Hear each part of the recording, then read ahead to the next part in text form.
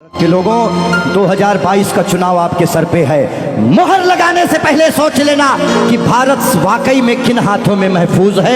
बाकी जो जातिवाद में बढ़ जाते हो, जब वोट देने जाना तो एक बात दिमाग लगा लेना, खाली अफगानिस्तान की स्थिति याद कर लेना, आपको पता चल जाएगा कि आपको वोट कहां देना है, मोहर कहां लगनी है। मैं किसी पार्टी विशेष का आदमी नहीं हूं, लेकिन मैं भारत का आदमी हूं और मुझे इतना तो पता ही है कि भारत किन हाथों में सुरक्षित है। इसीलिए ध्यान से ये जो जातिवाद में हम लोग बट रहे हैं उस पे है कि मन की हल्दी घाटी में राणा के भाले डोले थे, यूं लगता है वीर शिवाजी चीख चीख कर बोले थे।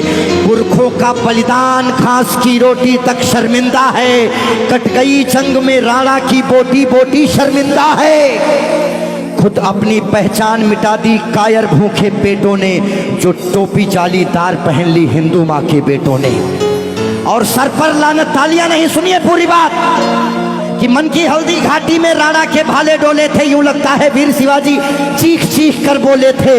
पुरखों का बलिदान घास की रोटी भी शर्मिंदा है, कट गई जंग में राणा की बोटी बोटी शर्मिंदा है। खुद अपनी पहचान मिटा दी कायर भूखे पेटों ने, जो टोपी जालीदार पहन ली हिंदू माँ के बेटों ने।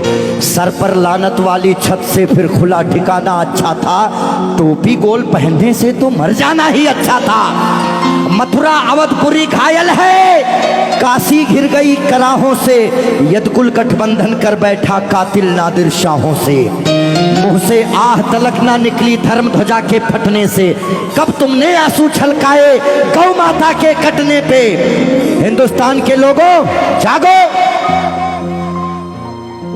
कब तुमने आंसू छलकाए गौ माता के कटने पे। जागे नहीं अगर आज हम, तो ये प्रश्न पीढ़ियां पूछेंगी। हमारे पास दो ही ऑप्शन है, या तो हम अपनी आने वाली पीढ़ियों के लिए चेतावनी बन जाएं या मिसाल बन जाएं। ना हम कश्मीरी पंडितों को भूलेंगे और ना राम भक्तों पे गोलियां चलाने वाले को भूलेंगे। ये वही भारत है, ध्यान रखिएगा, किसी बहकावे में नहीं आना है कि कब तुमने आंसू छलकाए गौ माता के कटने पे। और जागे नहीं अगर हम, तो ये प्रश्न पीढ़ियां पूछेंगी।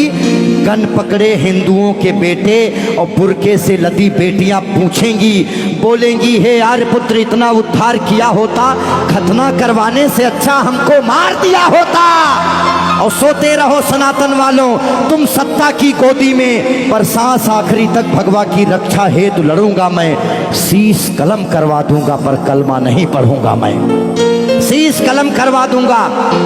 आने याद रखना, हमारे भारत में 29 राज्य हैं, जिसमें से खाली 22 राज्यों में हम लोग बहुसंख्यक हैं, बाकी अल्पसंख्यक। इसीलिए मैं भजन भी गाता हूं, मैं जागरण भी करता हूं, क्योंकि मैं भारत, मेरा चैनल कभी भी बदल सकता है। अभी देशभक्ति चल रहा है, कभी कभी कपिल शर्मा लग जाएंगे, फिर कभी आस्था लग जाएगा।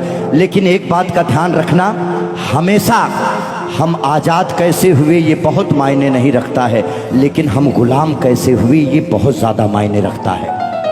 आप जानने का प्रयास करना कि ऐसा क्या हुआ होगा भारत में जो पूरा अखंड भारत गुलामी की तरफ बढ़ गया।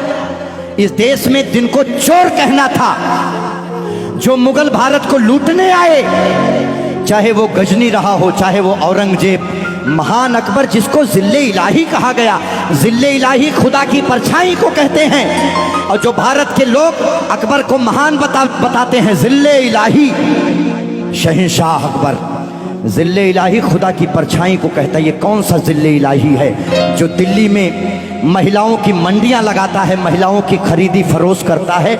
इतनी काली परछाई कौन से जिल्ले इलाही की हो सकती है?